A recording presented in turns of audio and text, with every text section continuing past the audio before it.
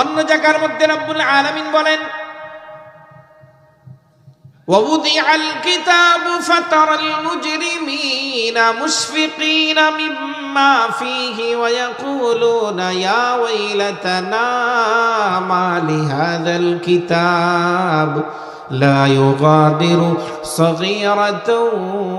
وَلَا كَبِيرَةً إِلَّا أَحْصَاهَا وَوَجَدُوا مَا عَمِلُوا حَاضِرًا وَلَا يَظْلِمُ رَبُّكَ أَحَدًا